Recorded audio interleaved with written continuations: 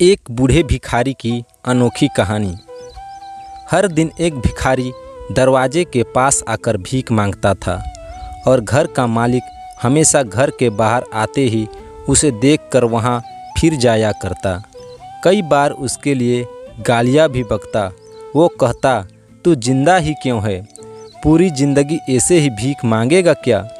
धरती का बोझ क्यों बना बैठा है? और कभी कभी उस भिखारी को गुस्से में वह धक्का भी मार दिया करता।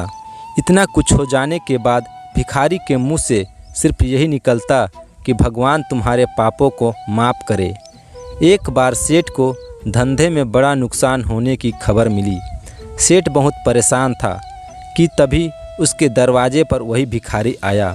गुस्से में अपना आपा खोते हुए सेठ ने उस भिखारी को पत्थर दे मारा। पत्थर लगने के कारण भिखारी का सर फूट गया और उसके सर से खून बहने लगा। फिर भी दर्द से कहराते हुए भिखारी इतना ही कहा, भगवान तुम्हारे पापों को माफ़ करे। भिखारी वहाँ से चला गया। सेठ सोच में पड़ गए। भिखारी को पत्थर मारा, फिर भी उसने सिर्फ प्रार्थना की। सेठ का गुस्सा शांत हुआ। सेठ का मन शांत हुआ भिखारी का रहस्य जानने के लिए। सेठ ने भिखारी का पीछा करना शुरू कर दिया। भिखारी जहाँ जहाँ जाता सेठ उसके पीछे आता।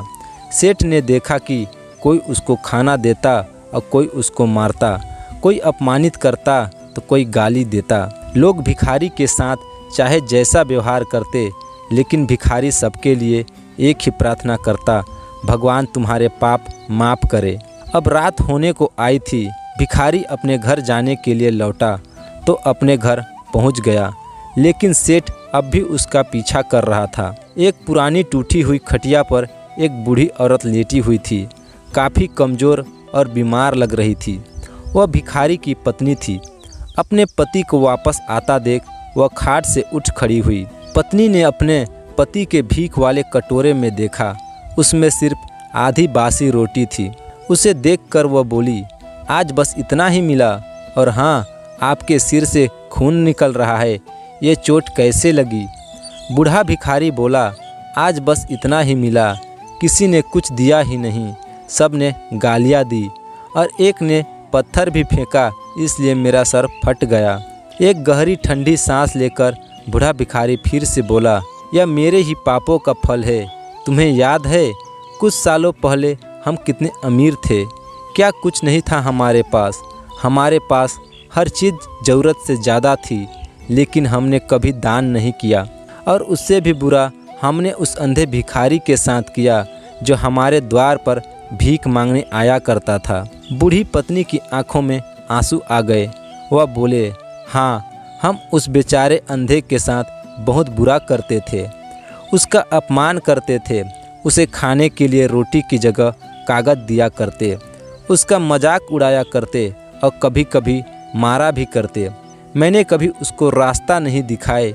एक बार मैंने उसके मुंह पर मिट्टी भी फेंकी थी और वह हमेशा दुखी होकर यही कहता कि भगवान तुम्हें तुम्हारे किए की सज़ा देगा, भगवान तुम्हारे पापों की सज़ा जरूर देगा। उसका श्राप सच हुआ और हम इस दुख भरी जिंदगी में आ गए। भिखारी बोला, हाँ, उसका श्राप सच हुआ, इसलिए मैं किसी को बद्दुआ नहीं देता। चाहे कोई मेरे साथ कैसा भी बर्ताव करे, मैं हमेशा उसके लिए प्रार्थना करता हूँ। मैं नहीं चाहता कि कोई भी हमारे जैसे ज़िंदगी का अनुभव करे, किसी को भी हमारे जैसे दुखों का सामना करना पड़े। वह नहीं जानते कि वह कितना बड़ा पाप कर रहे हैं, इसलिए अनजाने में हुए पाप की ऐसी सज़ा किसी को भी न मिले। मैं नहीं चाहता। सेठ वहीं पर छुपकर यह सारी बातें सुन रहा था। अब उसे सब कुछ समझ में आ गया था। भिखारी और उसकी पत्नी ने वह आधी रोटी मिल बांटकर खाए और भगवान को धन्यवाद बोलकर सो गए। अगले दिन बड़ा भिखारी फिर से भीख मांगने गया। सेठ के घर के पास जाते हैं। सेठ ने पहले से गरम रोटी करके उसके लिए निकाल रखी थी। उसे देते हुए सेठ विनम्रता से बोला, माफ़ कर दीजिए बाबा, उसे बहुत बड़ी गलती हो गई। बूढ़ा भिखारी बोला, भगवान तेरा भला करे। इतना कहकर वह आगे निकल गया। आपको ये छोटी सी कहानी कैसी लगी हमें कमेंट करके ज़रूर बताएं और वीडियो अच्छी लगी तो वीडियो को लाइक, शेयर और चैनल में नए हैं तो चैनल को सब्सक्राइब करना ना भूलें। धन्यवाद।